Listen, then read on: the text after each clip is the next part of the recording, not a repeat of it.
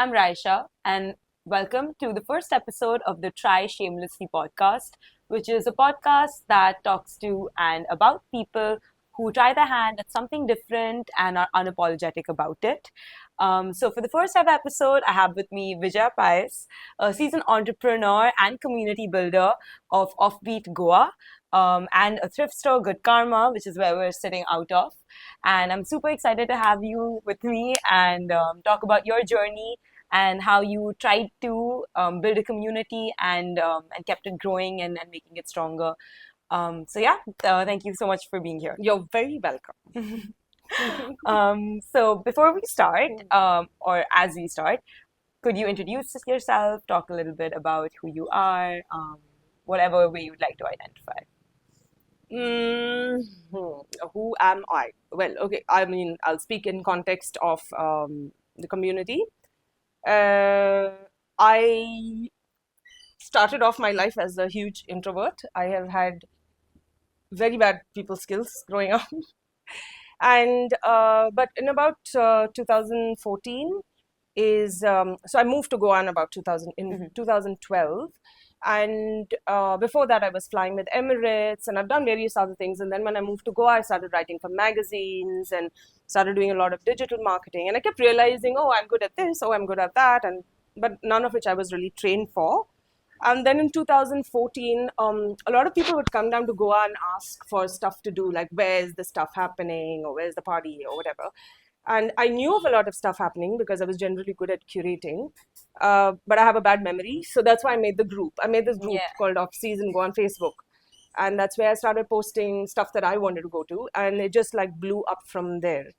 And that's honestly where the community started. But at that point in time, I really was not thinking in terms of community or community building or anything. It was 2014. It's only in the years after that when I started having more realizations about purpose and, why are you here? What are you meant to do? And that's when I started realizing things that are important to me, and sustainability, community, marginalized communities especially, all of these things, environment and all of that started like, honestly, it was always important to me, especially environmentalism. But this sort of became something that I felt very drawn towards, which is when I started doing the New Earth Gathering. It's a market that I do once a month, and I do that down here as well still. It's a market that sort of has all of these substitutes for single-use plastic. Everything is biodegradable, chemical-free, encourages people to grow their own food. There's alternate modalities for healing, diagnosis and healing, and all of those things. In 2017 is when I wanted to minimize all my stuff, and I didn't know who to give it to. The normal place you give to is like an orphanage, old age home. Right. And obviously, they wouldn't really have much use for my clothes. So I got a bunch of friends to get their stuff together, and then I had a little sale, and I made 25,000 on that sale, and I gave the entire amount to the orphanage. And in about 2018 is when I sort of realized that my off-season group, people were like posting through the year, and it was just going bigger and bigger. And that's when I changed the name to Offbeat Goa, and I clubbed all of my initiatives under that. So all of it was working towards sustainability, responsible ways of living, doing your business, responsibility at large. And I started doing a lot of meetups as well. I do the Sisterhood of Goa meetups, and various other things. And does that summarize who I am? That's pretty much what I do. But I think they play into each other.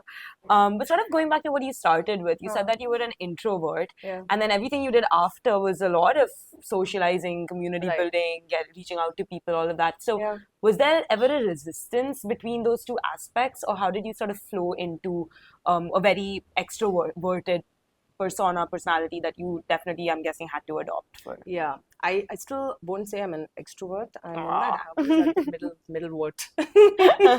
Ambivert. that word. But I think I've sort of had a huge personality change, and I don't think I knowingly did that, but it was again something that was driving me. It was like things that were important to me. It felt this need to speak up about it. It felt a need to do something about it, not just like be like, oh my God, that's a problem, that's a problem, that's a problem. It's like, what is the damn solution to this problem? Yeah. And work towards the solution rather than the problem. And it's just everything has just sort of happened very organically. It's not but when I do look back, I'm always like, wow, I cannot believe I was that person. It's almost like different lifetimes in one lifetime, you know. So it's interesting, but yes, let's see what happens next. What do you hope happens next in terms of the community with Offbeat Goa, or just generally also? Like, what phase are you hoping for?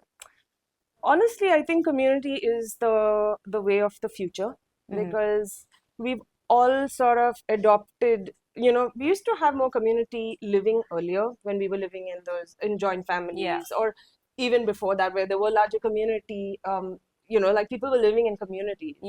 And that sort of fed the system, because the older people would look after the younger ones, the ones that were in the working age group would work, and that's how the ecosystem got built. And then we moved into these nuclear ways of living, where it's all I, me, and myself. And actually, if you look at it, it doesn't work, because people, like you said, are dying of loneliness. And it's just not sustainable. And if I'm talking about sustainability, honestly, this way that we're living is not sustainable. And I guess I sort of have this ability to sort of like see what's happening a little, like have a little bit of foresight. So I feel like this is important to me. And at this point in time, what I'm looking at building is, so we have this space, it's called the Offbeat Goa space. Because as I was building my online community, I realized there was still that gap, right? We're not actually meeting in person. So yes, it's great chatting and talking online, but we actually need that physical connection where people need support, or people need to have like-minded, or their tribe, or whatever it is. They need to find some sort of support in your community, which is why I created the Offbeat Goa space in 2022. And this is where we have a lot of these meetups and gatherings and all kinds of other things. And going forth, I'd really like to delve into that a little more, have more of these sharing circles, different interest groups hosting their own meetups at this space, and various other things like volunteering, you know, different ways in which we can connect people. Offline as well as online, obviously, but so you were talking about the process of making a community, what a community is. It's like people helping, sharing out, showing up to physical spaces like this. But you know, all of that's great, and the feeling of community, I think, it's warm and fuzzy, but like I'm sure the actual on-ground experience is quite challenging. You know, dealing with different kinds of people and different ideas of what community means to different people. So how did you sort of like reconcile with all of those different versions, maybe people who had different ideas of what Offbeat Goa is? How do you like create an identity for your community, you know? So it again happened very organically. I didn't know how you're supposed to build community. I was not even thinking that I was building community. But the rules that I had sort of set in place right from the start, it sort of, and what I realized recently is a community is actually an extension of you. So, you know, a lot of people now build products and look for community, or look to create community as a way to engage with their audience, to sell their product. I never thought of those things. I was just creating something unknowingly.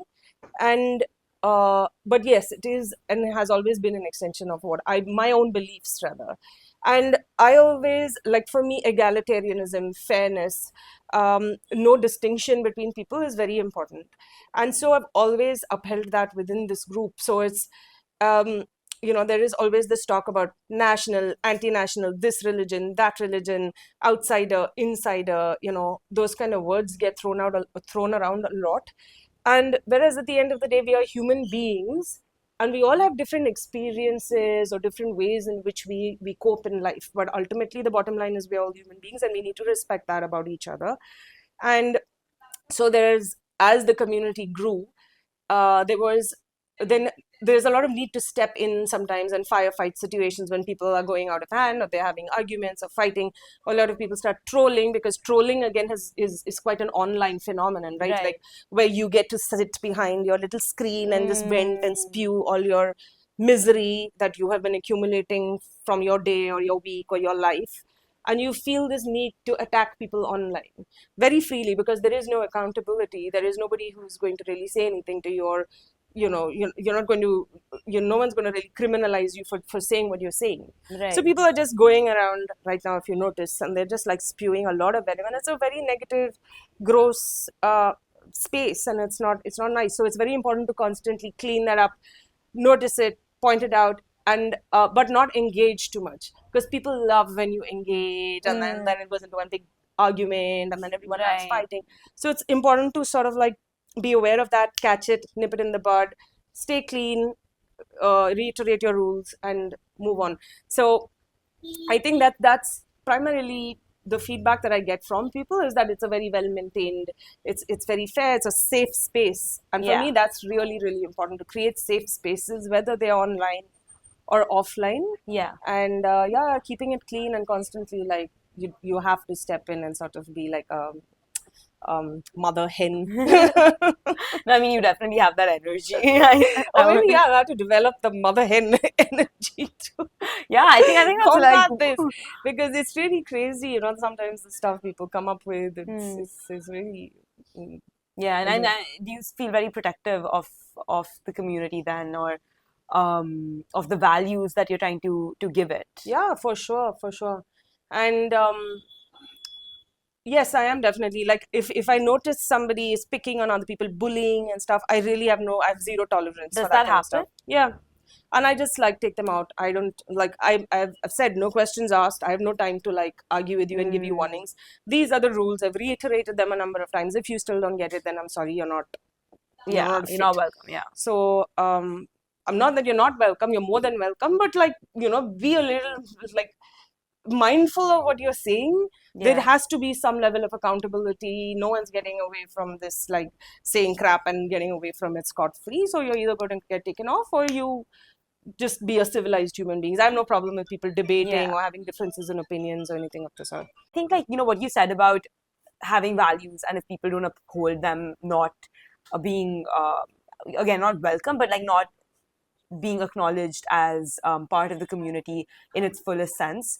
I think that comes with a lot of like trial and error, but also a certain sense of unapologeticness and developing a tough skin to people who might be like, then it's not a community. You're not welcoming everyone. You're not inclusive. All of that. Honestly, it was not always easy. Because initially I was not used to it, right? Like I said, I was not like used to so many people. Yeah. And then when people were being really nasty and rude, and sometimes they would like say stuff to me, and so I would be like, oh my God, this is like really crazy. But like you said, you have to develop a thick skin at some point, and it's taken me a while. Yeah. To just be like, whatever, because a lot of the times they would there would be a post, and then there would be like some 200 comments on it, and people would be going on and on and on and on. And initially, it was a bit strange and shocking to read what they were saying, but by and large now it doesn't bother me so much, and I have learned, like you said, too. Yeah, and I think like I was reading somewhere that like the more you grow, particularly with women, like the less like damns you give about the world. And I think it's just this, like, I don't know, as women, we're always, there are so many like standards put upon us that you have to be a certain way, all of that. And I think like the more I guess you experience, and the more you realize that all of those standards are actually put on you and they aren't internal. I'm guessing the more you just want to shed it. And it's true, because after a point you start questioning everything. Yeah. And a lot of the stuff that society sticks on us, when you like look at it more objectively, a lot of it does not make much sense. So it's sort of like, you have to figure your own way, what is making sense, or what is making you in your own gut, making you feel comfortable or not comfortable, or this makes sense, that makes sense. You have to decide for yourself, just based on what your own intuition is telling you, and not really what society and all of these sort of do's and don'ts that they put on you. A lot of the time that does not make much sense at all. I mean, definitely. And but like, what you said about like the do's and don'ts, I think that very directly ties into what you said about how your community is like an extension of you and its values. But how did you really like center on it? Like, how did you figure it out for yourself that this is what is really important to me? Like, did you think it, like, did you assume that it was something else at some point, then maybe fail and like figure out that actually the value that you're trying to put forward is something else? Or like, how did you sort of come to this sort of more evolved version of what you want to do, your purpose, as you said? Honestly, uh, I think in about 2015, 2000, yeah, 15, I was going through like a really rough phase, like, emotionally and, with work and stuff. I was not really also really like feeling it. Although everything was like super amazing on paper and everything Yeah. was great, but I was just like, something was just not feeling right. And I had, I don't know, for lack of a better word, like a spiritual sort of, Epiphany. yeah, yeah. And I'd gone for Vipassana, came back from Vipassana, and like really a lot of things started shifting after that. I sat in my friend's house for like a month because it was an empty apartment and I was just staying there, cat sitting. And I had a lot of, in that 1 month, I was meditating a lot. And that's when it sort of like came to me, like, what is your purpose? Why are you here? And it was quite clear it's not service to self, it's service to others. And service to self is kind of what I was doing, right? Like, me, get a job, my CEO, whatever, makes money, I make money, yeah, okay, whatever. But is it really helping, or is it really like making me happy, or is it ticking some boxes inside of me? Not really. Which is when I had this realization, and that has sort of been like the North Star or the guiding force. And till now, I don't feel like a lot of what I'm doing is me consciously thinking like, this is what I'm supposed to do. Like, I've not planned Yeah. it. This is my goal, and now I've got these many months, and this is what I'm supposed to do. It all just happens. So when you're aligned with that purpose, you notice, like, of course, not, I'm not saying it's some bed of roses and everything's always wonderful, because Yeah. life is always like throwing you curveballs and you have to constantly keep like figuring stuff out. But there is some sort of like synchronicity, or there's some sort of alignment in the way things keep working out. So um, all of this stuff that's come together now, whether it's the cafe or the store or the space or the online community or the events, it there are always people that will come in at the right time, and the ideas will come in at the right time, the place will come in at the right time. It won't be like you're forcing it against, because I Yeah. know when I'm forcing it and I'm like force fitting it because in my head I've decided this is the right thing and it's not working out, I just let it go. Like, maybe that's not meant to happen. Let it go. That sense of like healthy, like Surrendering. Yeah. detachment, I would say, like just detached. And yeah, so I think that's pretty much been how a lot of this stuff has come together. It's not because I sat and thought it out and I was like, in 1 year I'm doing this, 2 years I'm doing that, 5 years I'm doing that. I honestly have no clue what's happening in 5 years. But were you always like that, in the sense of like, just let things like figure themselves out? Because I know personally, like, I really struggle with not having a plan, or like not having a plan B, C, D, E, F for every plan A. Yeah. So, and I feel like with when you're, I don't know, young, or when you're trying to like have different sort of ambitions, you try to figure out career, work, personal life, friendship, social life, everything. It just feels like you need, or at least for me, like everything needs to be right, and I Yeah. need to like everything needs to be under control. So I want to cultivate the spirit of detachment and letting things come to me in the right time. Yeah. But how does one start? Like, how do you just surrender One to thing it? that would help is you get a cat. Yes. Cats teach you detachment like nothing else. But I'm kidding, but it's it's oddly true. And also, like, I've kind of not really been a big like stressy planning kind of person. Like, that's not Mm. really been my personality. I've kind of always been a little bit go with the flow kind of person. But yes, attachment and detachment is a big one that I think a lot of us, just as human beings, sort of need to cultivate at some level. And why I'm saying cats is because I do actually feel like they've helped me, because I love animals. I've always loved animals, but I've had cats because they're a little easier to they're a little low maintenance. They're doing their own thing, in, out, whatever. But because my cats have always been in and out cats, they're not only in the house. Yeah. And I've had to somehow make my peace with the fact that, okay, I'm allowing my cat to be a cat, and my human tendency is like, oh no, have control, don't allow him or her Yeah. to go out because something may happen to them. But I've had to like say, no, I'm going to allow you to do what you want to do and be free. And in that process, they've lived their cat lives and they've had fun. They've gone climbing trees and hunting and doing that stuff. But in the process, I've also lost a few cats, and although it was heartbreaking because they're my babies, but just to be like, okay, you've had the best life. You had the best life, and I'm going to have to let you just go in peace.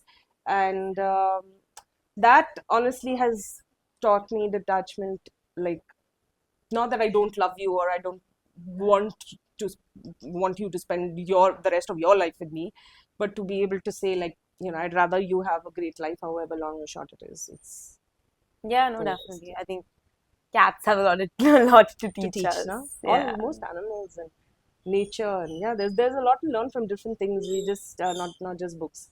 Everything teaches you stuff. Every single thing. That's what I've realized, honestly. Every relationship that you have, and I don't just mean romantic relationships, but every kind of relationship that you have, Definitely. every kind of situation that you come across, whether it's a great situation or a horrible situation. In fact, the horrible situations are much better teachers than the great situations. So there's always a lot to learn. Yeah, and they all, I think, guess, also like tie into sort of having that more clear idea of what your values are, and how you can make sure you're being honest to it in whatever you're doing as well. Yeah, and okay, I guess last few questions. Okay. So with regards to, again, trying to build something, um, even I think in today's day and age, as you said earlier, like people are always trying to build a community and trying to scale and reach more people, um, and all of that has its own problems, etc. But how does one sort of like how do you find yourself within that? Within being with so many people. Um, It's a bit hard also, but it's also, I don't know, but it's because my work life and my social life is one and the right. same. It's all the same, right? Because like with work, I also share a lot of places, interesting things happening in Goa, other businesses, especially if they're slightly offbeat, and more so if they're sustainable. So I'm in touch with so many people, and then when you have a night out, it's like kind of hanging out with the same Yeah. bunch of people, and then even like when I'm trying to work, sometimes people. So it gets a little hard, and Like your social battery, I'm guessing yeah, it sometimes. it can get quite exhausting, and and because I have been this people pleaser kind of personality, so it's very hard to draw boundaries and say no. If I have to Oh say yeah. that's one thing that I've had to learn, it's that, to just be able to say, like, okay, I can't have this conversation right now, maybe we can do it later or whatever, Yeah. sort of a time. Yeah, so drawing boundaries and being able to say no when you need to conserve your energy, and being a little more aware of that's something that I've had to learn and incorporate. Yeah, I think that's such a good tip. I mean, I cannot say no even now. A lot of it, like even for me right now, I mean, it's still not Like a easy for work in me, but progress. Yeah. it's not like I'll just but yeah, it's something that you can learn, cultivate slowly. There's no Yeah, it's time frame. a Just skill. keep learning. Keep Yeah. practicing, rather. Keep trying. Keep trying.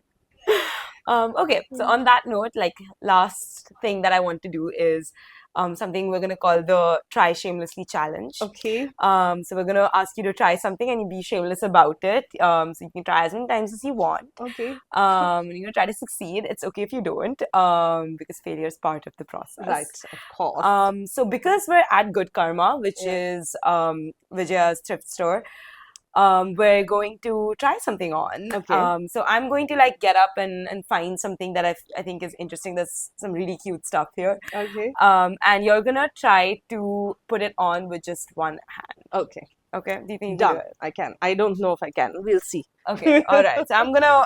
Okay, so let's go. Let's explore the store a little bit and let's pick something out. Come on. Okay, let's start exploring here. I'm gonna see whether we can find something cute to wear. Lots of men's shirts. Yeah, this is our upcycle section. Okay. So actually tell us a little bit about the store. So everything else in the store is all pre-loved. It's been donated. We follow a donation model very specifically. We don't buy from wholesalers and resell or anything of the sort. It's purely to reduce post-consumer textile waste, which is a very large contributor to climate change. So it's definitely something that people need to be thinking about. There's this huge conception about secondhand in India, especially because of the whole caste, class, Yeah, juta. Also, energy. People are, worried about energy. But like, I just keep thinking, we have no planet. What is the point of the energy? Yeah, right? no, Like, someone what's the once point? told me that, if you buy thrift clothes, like the spirit of that person comes Yeah, into you. you can wash the spirit off in the washing machine, people. You can do that. Your energy can do that as well. But anyway. Another pro tip. Yeah. So this is our upcycle section. So here everything is just made out of waste stuff, right? So like this is Makanaka plastic, this NGO sort of thing that upcycles, and it's sort of like a substitute for plastic. This has been made by Shulan Fernandez, who's also my co-founder. This is all upcycled from stoles and saris. This is all upcycled from, like chips and Oh, those wow. kind of packets. That's And crazy. yeah, like really cool stuff. This is a brand called Eco Curry. Beautiful. These too. are upcycled from oyster shells. This is also upcycled from like stuff that had come to the store, and like all of this fabric and everything is from the shop. So who makes this This stuff? is my mom actually. My mom makes Oh. these, and the other stuff is like different people. Okay. And that's also upcycled from bottles. Everything else at the store is pretty much all donated. Everything's donated. So we have books for 50 rupees. We have a men's section, home decor. We have like accessories and jewelry, kid stuff. Everything in Yeah. those baskets are $50. Yeah, and you guys do giveaways. Yeah. Every week too, right? weekend we have something. There's a giveaway day, barter day, 100 rupee day. This is our women's section. This is also the women's section. Okay, this is Shulan and Sheena, our peeps. Welcome to the podcast. Welcome to the podcast. Okay, we're gonna find something in this rack. Okay. All right, which is it? And what am I supposed to do? Wear it with one hand. You're going to wear it with one hand. Bethlehem. Oh, that's cute. Okay, let's go with this. Free Palestine. Yes. Let me throw that in my hand. Okay, what am I supposed to do? So you have to wear this with one hand. Wait, can you tell us a little bit about this before? This jacket has one- also been upcycled. It's like a man's jacket, but see, it's been made beautiful and interesting. Again, this is hand painted by I love that Shulan little Fernandez. bird. By the way, Shulan's a very amazing designer. She used to work with Bendel Rodericks. And this is hers. It's available, by the way, on at our store. Buy it. And what am I supposed to do? Now you're gonna wear it with one hand. You're gonna try. Okay. Oh my, that is cheating, but it's How? okay. One. Oh, okay. I guess you have to do two hands. Yeah. My other hand has to get in at some point. My poor little monkey. Hello. Okay, did I win? Yes, What you do I can get now? model it a little bit. Okay, wait first. Let me adjust my. Give us a little walk, Vijaya. Let me first have a look at my thing in the skinny mirror. Yes. What? Oh, we'll ask our resident stylist to fix this up, please. Sheila, can you fix it? This So that's is the Shulan. designer This is the designer and Vijaya's co-founder. and also my stylist for my walk of shame. No, well, you have to be shameless. Okay. Stunning. So this is Smart casual. This is my jacket. All right. Okay, and while you're at it, do you have any last advice in your amazing power suit? A powerful tip. I would say really in this time in history, I think it's really important for us, especially the young folk, the Gen Zs, who I really love very much, to sort of tap into the things that you really, really, really care about, because you can literally make a business. You can make, yeah, you can make money on anything, but make it something that you actually care about, something that is purposeful for you, because that will take you through till the end. Otherwise, you'll burn out and be bored and be like, yeah, I got a lot of money, but now what? So if you don't want that to happen, really think about stuff that you really care about or feel strongly about. And yeah. All right. So that was the first episode. Thank you, Vijaya, for Thank you, doing it. Raisha, and I wish you all the best on all your Thank you future so much. episodes, and may your podcast be like a super shining star. Well, with you on sea of episode one. podcasts.